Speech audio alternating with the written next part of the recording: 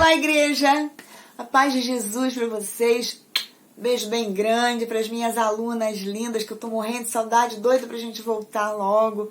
Mas enquanto a gente não volta, a gente vai se encontrando nesse momento virtual aqui, nessa escola bíblica dominical. E hoje nós vamos falar sobre um assunto muito interessante. É a lição de número 12 da nossa revista O Sermão do Monte.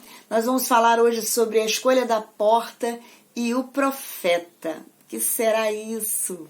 Jesus falando pra gente. Lá em Mateus capítulo 10, versículo 39, Jesus, ele disse algo que nós precisamos pensar com muito cuidado, muito carinho na nossa vida cristã.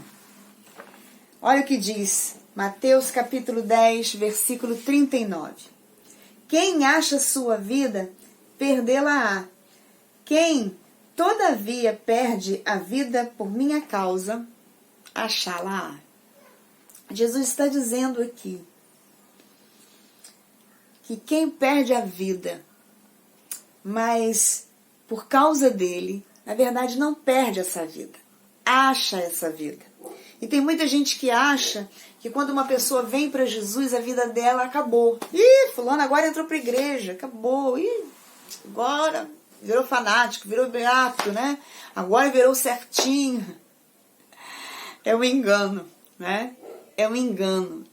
E você que é servo do Senhor Jesus, você precisa ter convicção de que você não perdeu a sua vida, porque você abriu a porta certa. Você entrou pela porta de entrada e você não tem escutado falsos profetas. É sobre isso que a gente quer falar nessa manhã. Nós sabemos que na nossa vida, todos os dias a gente faz escolhas que são simples, como comprar uma roupa, comprar um sapato, comprar um carro, né? Por mais complexo que isso possa parecer, são escolhas simples, porque há outras escolhas que são mais complexas. Em quem nós vamos crer, né? Em quem confiar, isso é bem mais complexo. Mas em todos os casos, seja nas coisas simples, seja nas coisas mais complexas, nós fazemos escolhas todos os dias, né? Nós escolhemos caminhos para trilhar. E algumas dessas escolhas, elas são boas, trazem bons resultados para a nossa vida. Outros nem tanto. Uma coisa muito simples é quando você às vezes compra uma roupa que você achava que era maravilhosa, porque é de uma grife, e quando você veste a roupa não fica aquilo, não é da qualidade que você imaginava, não é? Ou compra um carro, né?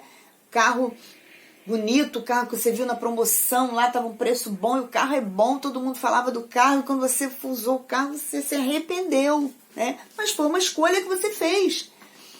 Então, na nossa vida tem caminhos, tem planos, tem resultados que nós buscamos.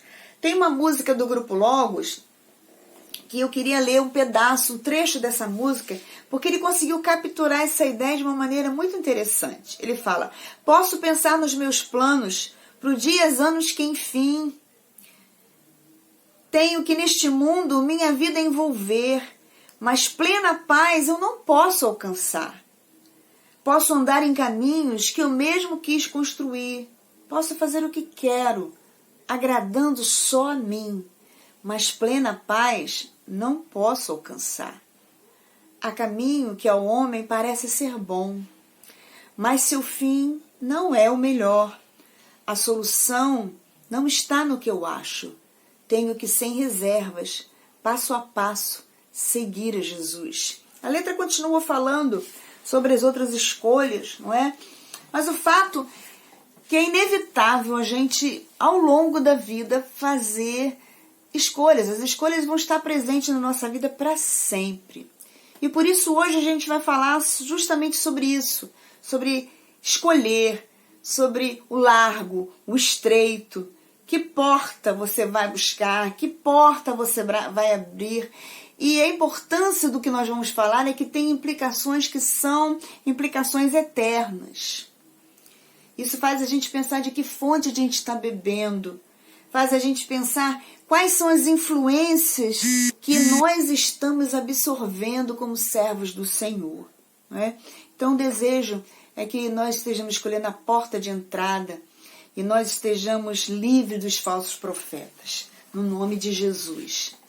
Então, como eu falei, toda escolha tem as suas consequências e a Bíblia, ela não esconde isso, né? E você já deve ter ouvido falar sobre a frase que diz: você é livre para fazer escolhas, mas é prisioneiro das consequências. Tem muita gente que só quer fazer escolhas, mas na hora do resultado, na hora da consequência, na hora de viver o resultado daquilo que escolheu, daquilo que decidiu, a pessoa às vezes não quer. E ela quer, né, correr, ela quer banalizar aquela escolha que ela fez, não é? Mas a palavra do Senhor, ela é enfática, ela mostra pra gente sobre consequências, sobre escolhas, sobre suas consequências e como isso impactou a vida de pessoas e a vida da humanidade, né? E a gente vai falar sobre isso. Então são escolhas com consequências de intensidade variada. Umas podem ser moderadas, outras gravíssimas, algumas sem retorno, sem conserto. Primeiro exemplo que eu quero falar sobre escolhas foi a escolha dos nossos primeiros pais, né? De Adão e de Eva. Você pode ver lá em Gênesis, capítulo 2, versículos 16 até o capítulo 3, né? Você vai ver sobre a escolha que os nossos pais no passado fizeram. Então, isso trouxe consequências gravíssimas sobre o homem, né? Esse homem precisou agora trabalhar duramente, sol a sol, trabalhar ali plantando para poder colher o que ele iria comer. Trouxe consequências para a mulher, que agora precisaria, para dar à luz a seus filhos, ela teria esse processo com dor. A sua vida seria difícil, muito difícil a partir dali. Então, trouxe consequências para esse casal, porque é inevitável que tenha havido entre eles desacordo por causa dessa escolha. Foi você? Não, foi você também podia não ter comido, né? Trouxe desacordo entre eles, desarmonia naquela primeira família que ali começou. Logo depois geraram os seus filhos e um de seus filhos foi o primeiro homicida, né? Então são consequências graves, trouxe consequências para o planeta inteiro, porque a Bíblia diz que toda a natureza sentiu o efeito do pecado. O pecado, ele deformou o homem completamente, deformou a capacidade do homem interagir com Deus, de compreender completamente aquilo que Deus deseja para a vida do homem. E não apenas o homem deformou tudo à sua volta. A Bíblia vai dizer que depois do pecado nasceram os abrolhos, nasceram os espinhos. E aí a sua imaginação pode ir longe a respeito dos efeitos da natureza, do pecado sobre a natureza. A Bíblia vai dizer que toda a natureza geme na expectativa da volta do Senhor Jesus. Por quê? Porque o pecado, ele trouxe deformação. Então até a natureza anseia pela mão do Senhor, pela presença do Senhor, consertando todas as coisas. Trouxe consequências para a serpente, né? Rastejaria, comeria do pó. Enfim, a situação se tornou completamente irreversível, não apenas para aquela família, para aquele homem, para aquela mulher. Se tornou irreversível para nós hoje, né? Nós vivemos o resultado das escolhas de Adão e de Eva, né? Segundo exemplo que eu posso trazer foi o descontrole de Moisés, que você pode observar lá em Números, capítulo 20, versículo 2 a 13, né? Que Moisés, ele teve uma atitude descompensada. É interessante porque a Bíblia vai dizer que Moisés era um homem manso. Em Números capítulo 12, versículo 3, vai dizer que era um homem muito manso. E tamanho foi ali aquela situação, a gente não vai justificar aqui, né, que o povo estava perturbando Moisés, que o povo estava falando no ouvido dele, né? Mas Moisés era aquele que tinha um relacionamento direto com o Senhor. O povo não tinha esse relacionamento com o Senhor, Moisés é que tinha. Moisés aqui ia no monte, Deus falava com Moisés, Moisés escrevia, Deus falava com Moisés, toca no mar, Deus falava com Moisés, toca na rocha, Deus falava com Moisés e as coisas aconteciam. A glória do Senhor era vista onde Moisés estava. E a Bíblia diz que Moisés se irritou, ele não confiou no Senhor. E isso teve consequência. Qual foi a consequência? Moisés não pôde entrar na terra prometida. Ah, mas Deus foi muito duro com Moisés. Não. Moisés era um líder em Israel. Era alguém que ali mostrava o que simbolizava, o que significava se relacionar com o Senhor, falar por intermédio dele. Ele tinha responsabilidade com aquele povo ali. Era o peso que ele tinha, né? É o peso da responsabilidade do homem de Deus naquele lugar. Outro exemplo que a gente pode trazer é da rebeldia do filho pródigo, lá no Novo Testamento, quando fala que por causa da rebeldia das suas escolhas, que chegou para o pai e disse que queria parte da herança, né? Ainda que no mundo antigo isso até poderia acontecer, alguém pedir herança antes do pai vir a falecer, mas o pai dá e ele vai, mas ele queria, na verdade, era se divorciar do pai, ele queria se libertar ali do domínio do pai, tomar as suas próprias decisões, e o texto vai dizer que ele foi ao fundo do poço. Ele fez uma escolha de ir e deu tudo errado. Mas o texto também diz que ele fez uma escolha de voltar, né? De voltar como um simples trabalhador ali do seu pai. E nesse retorno, ele faz o pedido de perdão ao seu pai, ele é acolhido por ele. Então, teve uma consequência a sua ida, que era ir ao fundo do poço, mas a sua volta também teve uma consequência de ser recebido pelo pai. Mas ainda teve uma outra consequência, que foi a indignação do seu irmão, do seu outro irmão, seu irmão mais velho, que ficou lá.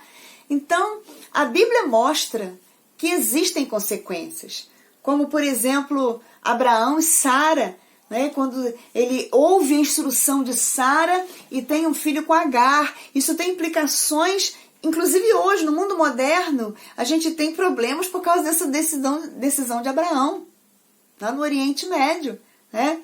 Se a gente for ver a escolha de Ló, outro dia o Carlos Gabriel estava falando lá na classe Crescendo em Cristo sobre a escolha de Ló, que olhou para as campinas lá e quis aquele lugar para ele e foi morar em Sodoma e Gomorra. E o resultado foi terrível, né? Ele perdeu ali tudo que ele tinha, né? E teve que se refugiar com as suas filhas para outro lugar. Ou seja, a Bíblia mostra que as nossas escolhas, elas têm consequências diretas na nossa vida e às vezes na vida de quem está à nossa volta. Então aí repetimos, né, aquilo que a canção fala, que está descrito lá em Provérbios capítulo 14, versículo 12. Há caminho que para o homem parece direito, mas o seu fim são caminhos de morte. São caminhos que não levam para um bom lugar. Então, muitas vezes a pessoa tem a falsa sensação de que sabe fazer as melhores escolhas. Quantas vezes a gente tem essa ideia de que a gente sabe fazer a melhor escolha? Mas o segredo está em temer ao Senhor e guardar os seus mandamentos. Olha o que diz no Salmo 128, versículo 1. Bem-aventurado o homem que teme ao Senhor e anda nos seus caminhos. Ou seja, ele teme ao Senhor e anda nos seus caminhos. Ele não vive guiado pelas suas emoções, pelas suas sensações. Gente, as nossas emoções, elas são, na maioria das vezes, a causa de nós termos escolhas equivocadas. Porque quantas vezes a gente toma decisões na emoção, no calor de uma emoção, fala o que não deveria, faz o que não deveria, se aliança com alguém que a gente tem um sentimento, mas aquele sentimento está equivocado, não é? Então, por isso que a Bíblia diz, bem-aventurado o homem que teme o Senhor e anda nos seus caminhos, né? Eclesiastes capítulo 12, versículo 3 vai dizer, de tudo aquilo que tem ouvido, o fim é, teme a Deus e guarde os seus mandamentos, porque isto é o dever de todo homem. Então, sujeitar os planos, os projetos, as nossas ações ao Senhor, faz com que tudo concorra para o nosso bem. Provérbios 16, versículo 3 diz: confia ao Senhor as tuas obras e os teus pensamentos serão estabelecidos. Olha que coisa tremenda isso. Você confiar ao Senhor aquilo que você vai fazer. Senhor, meu plano é esse, Senhor. Olha aqui, está aqui diante de ti. Por onde que eu vou? Como eu faço? Davi, ele fazia muito isso. Se você for ler lá os livros de Reis, de Samuel, que fala sobre as histórias de Davi, quantas vezes, crônicas também, quantas vezes Davi falava: Senhor, eu vou por onde? Eu cerco? O que eu faço? Eu volto? Eu ataco? Eu espero? O que eu faço? E o Senhor dava instrução a Davi em cada situação. E Deus fazia com que ele vencesse, que ele saísse vitorioso em cada uma daquelas situações. Por quê? Porque Davi buscava o Senhor. A gente precisa pegar a dica, né, do pastor que se tornou o rei, porque ele ouvia, ele obedecia a voz do Senhor. Segunda coisa, o caminho certo, né? Nesse estudo que nós estamos fazendo, nós estamos pensando, conversando, como eu disse no início, sobre aquilo que Jesus falou ali no Sermão do Monte. E nesse Sermão do Monte, nessa fala, nessa conversa de Jesus com o povo ali, Jesus abordou muito ali o dualismo. E o que vem a ser dualismo? Eu peguei aqui no dicionário o que significa essa palavra. Dualismo é um conceito religioso e filosófico que admite a coexistência de dois princípios necessários, de duas posições ou de duas realidades contrárias entre si, como espírito e matéria, corpo e alma, bem e mal, e que estejam um e outro em eterno conflito. Então são duas coisas que são contrárias, que estão andando lado a lado. Essa era uma ideia comum desde o ano 400 a.C. E era um método muito comum usado ali entre os judeus, por isso Jesus também usava isso. Jesus então apresenta ali, em Mateus capítulo 7, versículos 13 e 14, ele apresenta ali o exemplo, a opção das duas portas. Essas portas, elas são como caminhos, como decisões, né?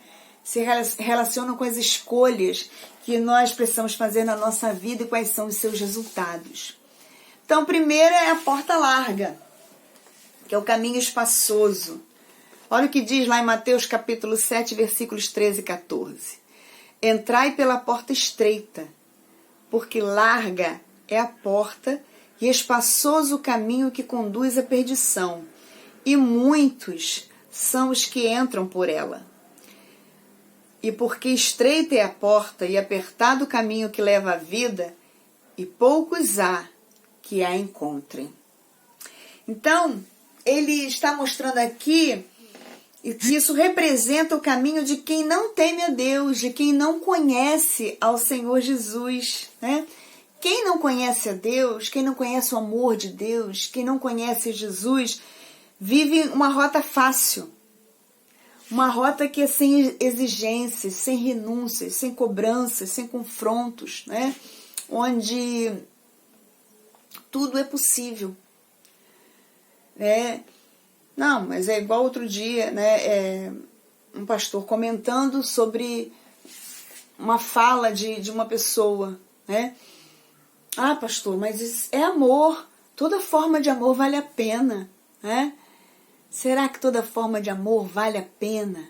Será que é isso que a palavra de Deus diz? São escolhas que as pessoas fazem porque é uma rota sem exigências. É o caminho que todo mundo está andando, então é nesse caminho que eu vou também. Porque vai todo mundo, eu não vou bater de frente com ninguém, eu não vou ali entrar em confronto, em conflito com ninguém, onde todo mundo vive como quer, todo mundo expressa suas ideias, estabelece ali o seu sistema de valores, né? Tem um famoso pagodeiro que você com certeza deve saber, todo bom brasileiro já deve ter ouvido essa música, né? Tem um pedaço que diz, deixa a vida me levar, vida leva eu, né? Tem um outro grupo musical, um conjunto famoso, mais aí entre o povo mais novinho, né? Vou deixar a vida me levar para onde ela quiser, seguir a direção de uma estrela qualquer. Eu vou deixar a vida me levar para onde ela quiser. Isso é o resumo de uma vida que está caminhando na direção da porta larga, né? Do caminho espaçoso. E é tão espaçoso que muita gente passa por ele, como eu falei, sem um interferir no caminho do outro, sem você bater de frente com ninguém, né? Mas a Bíblia vai dizer que esse é um caminho de perdição, é um caminho onde que você vai perder-se completamente, é uma situação de desgraça, de ruína, de fracasso. Quando lá em João 3,16 diz, porque Deus amou o mundo de tal maneira, para que todo aquele que nele crê não pereça, a palavra pereça, ela tem um sentido de perder-se para sempre, de deixar de existir, de aniquilar-se. A pessoa que vai pelo caminho espaçoso, vai na direção da porta larga, é uma pessoa que está destinada a perder-se para sempre, destinada à ruína, ao fracasso. Tem uma ideia de desperdício, de total perda, e por isso Jesus diz lá em Mateus 10:39, quem achar a sua vida, perdê-la-á, e quem perder a sua vida por amor de mim, achá-la-á. Então as pessoas às vezes estão andando por esse caminho largo, achando que estão achando a vida, mas na verdade não estão perdendo a sua vida. Mas quem vai na direção do Senhor Jesus, esse encontra a vida de verdade, né? Muitas pessoas querem viver livremente, longe da responsabilidade, sobretudo para com Deus. Muita gente fala, não, Deus é amor, Deus ele vai me deixar fora do céu, não, porque Deus é amor, realmente, Deus ele é amor, mas Deus também é justiça.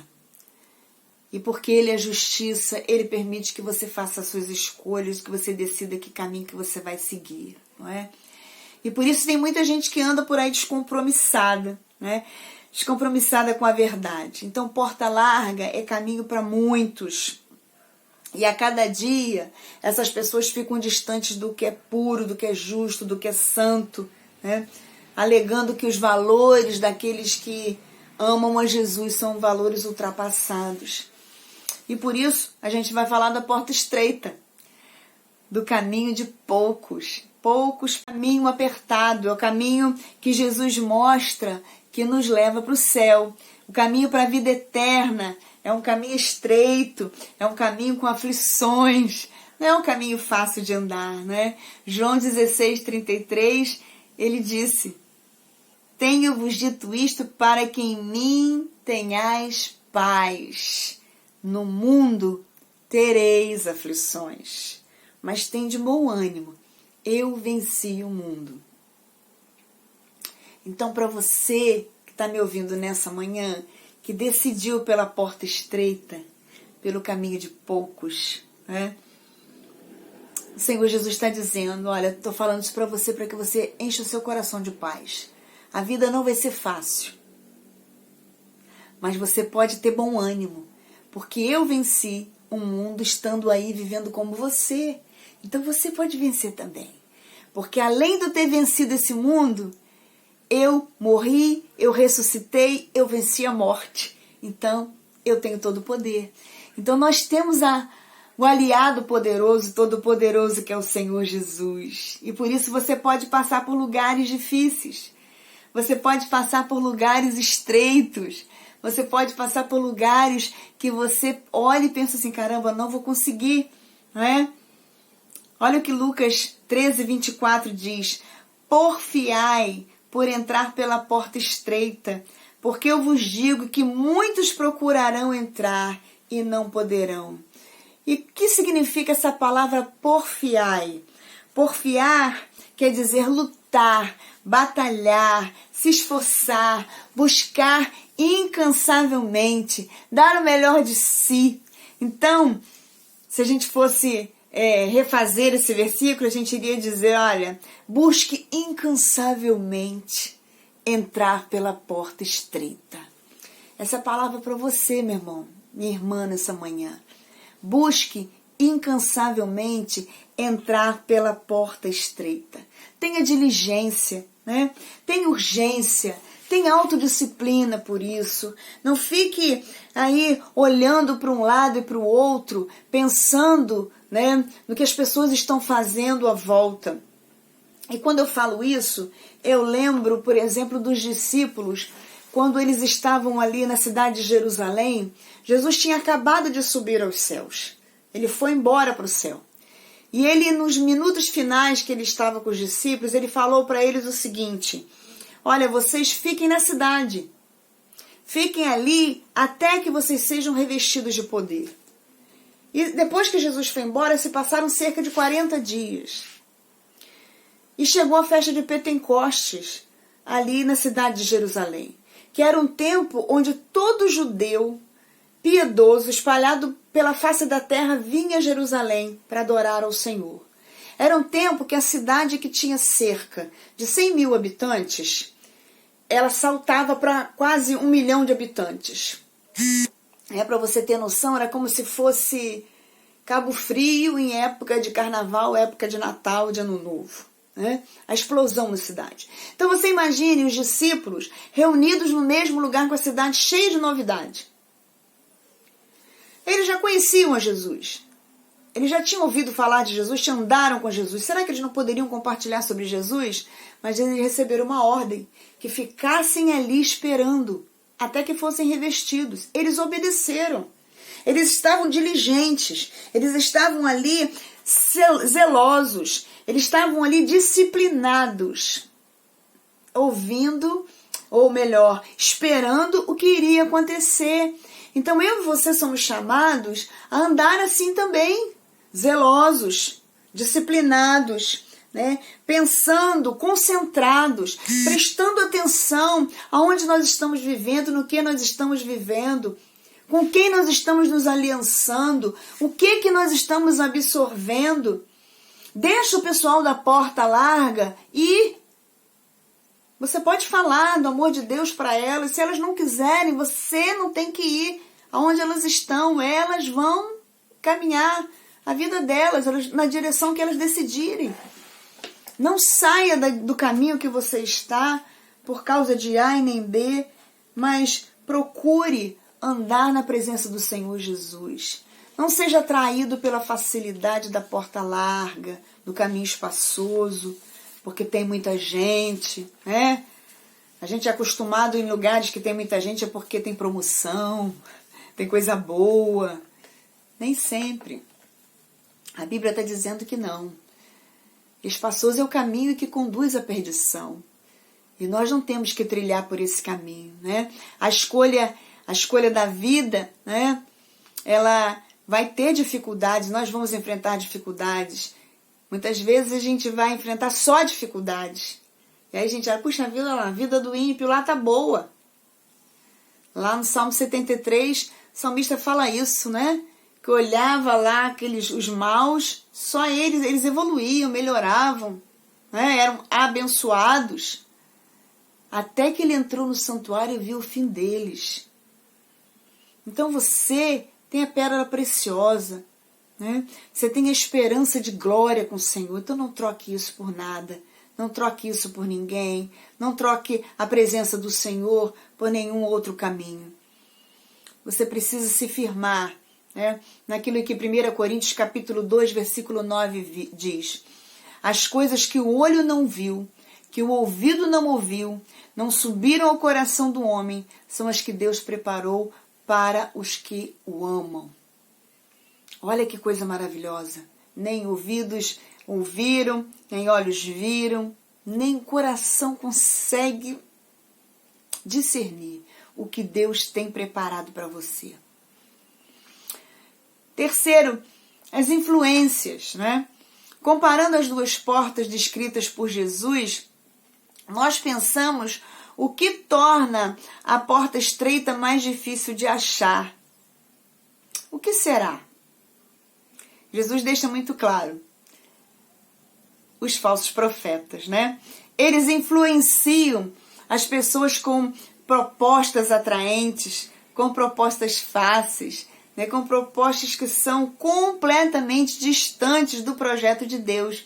E por isso Jesus adverte: acautelai-vos, porém, dos falsos mestres, dos falsos profetas, que vêm até vós vestidos como ovelhas, mas interiormente são lobos devoradores. Está lá em Mateus capítulo 7, versículo 15. O Antigo Testamento já falava sobre os falsos profetas, né? Que eles estiveram presentes. E o Antigo Testamento nos ajuda a identificar. Depois você pode ler lá em Deuteronômio capítulo 18, 21 a 22, que fala o que o profeta, quando o profeta fala e aquilo não se cumpre. Lá em Deuteronômio capítulo 13, de 1 a 5, quando fala que ele pode fazer milagres, mas ele leva o povo a se desviar de Deus, né? Em Deuteronômio capítulo 18, versículo 20, fala sobre a consequência, qual o fim do falso profeta. Então depois você dá uma olhadinha lá, que você vai ver o que a palavra do Senhor fala a respeito do falso profeta. Como a palavra nos adverte que nós não devemos ficar de maneira nenhuma prestando atenção nos falsos profetas, naquilo, nos enganos, nos engodos que ele tem para nós. E na nossa lição, o autor colocou uma frase que eu queria repetir aqui. Todos os dias, os crentes são expostos ao sincretismo religioso, usando objetos sagrados como manifestação do poder de Deus, como se o Senhor precisasse dessas coisas para manifestar o seu poder e o seu agir. O crente fiel não deve se envolver com tais coisas. Então, quando a gente fala de falsos profetas, eles não existiam no passado, não. Eles existem sempre, no passado, no presente. Né? E se nós tivermos ainda uma geração no futuro, se Jesus não vier, eles vão continuar a aparecer. Então você precisa estar atento. E por isso nós queremos falar sobre isso agora. Né? Então precisa ter cuidado com as coisas que você vê na televisão. Gente que usa objetos ungidos, como rosas, lenços, toalhas, águas. Né? Meu irmão, você não precisa disso não. Tem muito crente aí, gente boa, né? Que ainda coloca um copinho de água lá do lado da ministração do pastor X, do pastor Y, né? Que entra na campanha da rosa ungida, do pente ungido, seja lá o que for, né? Gente que idolatra teologias, gente que idolatra, por exemplo, o judaísmo, né? Existem igrejas aí que tem Arca da Aliança, as pessoas orando, se prostrando diante da Arca da Aliança. Isso é prática judaizante. Isso é algo que o Senhor Jesus ele já mostrava que nós devíamos andar longe disso. O apóstolo Paulo fala isso nas cartas e nós precisamos ter muito cuidado com isso. Gente que idolatra teologias, tradições, histórias, costumes, né? Tudo isso pode ser como profetas para nós. Então você precisa ter muito cuidado para você não ser enganado. Você já tem o Senhor Jesus. Você já tem a palavra do Senhor. Você tem aqui a revelação do Senhor para a sua vida. Você tem aqui uma igreja que se presta em colocar pessoas que estudam para falar, para ministrar a você. Você tem pastores, você tem liderança que se preocupa em te dar a palavra do Senhor.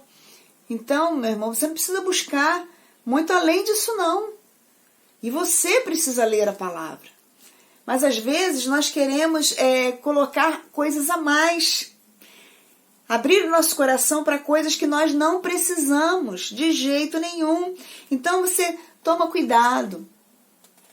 Toma cuidado para que você não seja aqui enganado a procurar a ultra mega unção. Né? Não existe isso. A unção é Deus que dá. E Deus dá a todos do jeito que Ele deseja. Como eu citei aqui Atos dos Apóstolos, quando o Espírito Santo revestiu a igreja ali naquele lugar, foram línguas repartidas, né, como línguas de fogo, repartidas ali sobre o povo, e dava a cada um a porção que cada um precisava, e cada um falava na língua conforme o Espírito lhe dizia.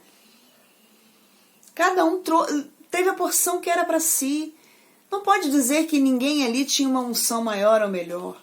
Logo depois desse fato, a Bíblia vai dizer que Pedro, ele foi lá e pregou e falou, e 3.000 pessoas se converteram e foram batizadas. Nós podemos dizer que Pedro tinha uma ultra mega unção? Não, ele tinha a unção que Deus lhe deu. Então tome cuidado com isso, que isso pode ser um falso profeta na sua vida e você às vezes não está se dando conta. Você precisa ser cuidadoso, cuidadosa, porque os falsos profetas, eles deixam frutos amargos e muitas vezes eles dispersam rebanhos. E aí você pode ouvir aquilo que Jesus disse, né? Nem todo aquele que diz Senhor, Senhor entrará no reino dos céus. O Senhor Jesus falou isso lá. Então, tome cuidado com isso, tome cuidado com os falsos profetas que você tem prestado o seu ouvido, que você tem deixado que eles falem ao seu coração, pessoas que professam falsamente Jesus como Salvador, mas que pessoas que nunca se converteram, pessoas que você vê, às vezes na mídia, envolvidos em escândalos horrorosos, em assassinatos, em pedofilias, em roubos, em enganos, e o povo seguindo esse tipo de gente, e o povo muitas vezes até defendendo. Gente, isso é seguir falso profeta. Porque quem é de Deus, ele até erra, peca, mas ele não fica no pecado, ele se arrepende, ele se conserta, e a vida dele é uma nova vida, porque o Senhor é o Deus da restauração. Então tome cuidado, porque João 6,29 diz: a obra de Deus é esta, que creiais naquele que Ele enviou. Então nós precisamos crer no Senhor Jesus e na sua palavra, no que Ele deixou para nós. João também diz: porquanto a vontade daquele que me enviou é esta, que todo aquele que vê o Filho creia nele, tenha uma vida eterna, e eu ressuscitarei no último dia.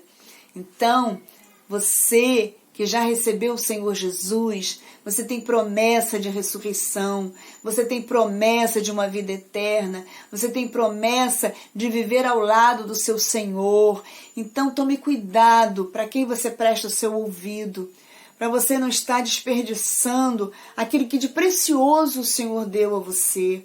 Porque no momento que você recebe o Senhor Jesus, você recebe a porção do Espírito Santo de Deus.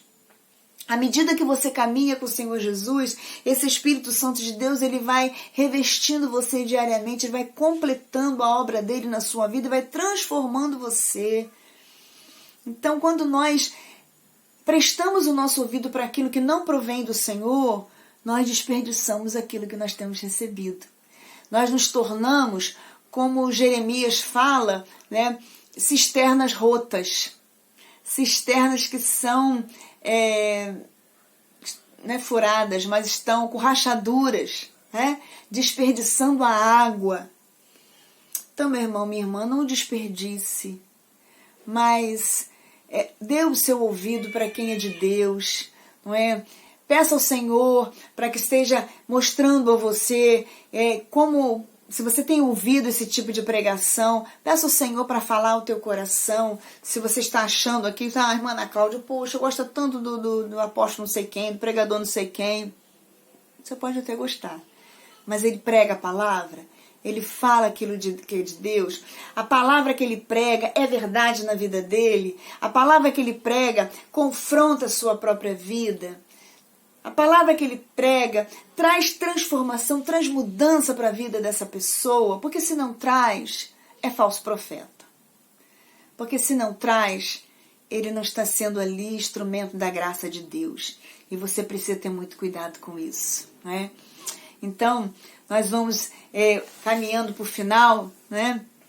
Dizendo aquilo que em Hebreus capítulo 4, versículo 13 diz: e não há criatura alguma encoberta diante dele. Antes, todas as coisas estão nuas e patentes aos olhos daquele com quem temos de tratar. Então o Senhor, Ele vê. O Senhor, Ele conhece todas as pessoas. Ele conhece você. Ele conhece o seu coração. Ele conhece o coração das pessoas que têm ministrado até você. O Senhor, Ele tem controle sobre todas as coisas. E o desejo dele é que você seja zeloso com aquilo que Ele tem dado a você, com aquilo que Ele tem oferecido para a sua vida. Então, concluindo, nós precisamos, como crentes, ter uma visão da vontade de Deus ampliada para a nossa vida. Nós precisamos ter consciência daquilo que nós estamos escolhendo, que caminhos nós estamos seguindo. É o caminho espaçoso, é o caminho estreito, é a porta larga, é a porta estreita, por onde nós temos ido. Nós precisamos compreender que as escolhas que nós fazemos geram consequências na nossa vida e na vida de outros. Saber que nós somos responsáveis por tudo aquilo que nós escolhemos. Perceber que os caminhos com as suas portas estão diante de nós, mas que nós precisamos escolher os caminhos, o caminho que nos leva à vida. Nós precisamos escolher o caminho na porta estreita, do profeta de Deus, do verdadeiro, do perfeito Filho de Deus. E o Senhor, Ele deseja que você faça esse tipo de escolha, que você seja criterioso, cuidadoso, porque há caminhos que ao homem parece ser bom, mas seu fim são caminhos de morte. Como a canção que nós falamos, não é o melhor. A solução não está no que eu acho, mas eu tenho que, sem reservas, passo a passo, seguir a Jesus. Então é passo a passo, dia após dia, levando a nossa cruz, colocando diante do Senhor a nossa vida, e nós vamos fazer as melhores escolhas, ou a melhor escolha. Então que o Senhor te abençoe, que Ele dê a você sabedoria do alto, para que você escolha o caminho certo.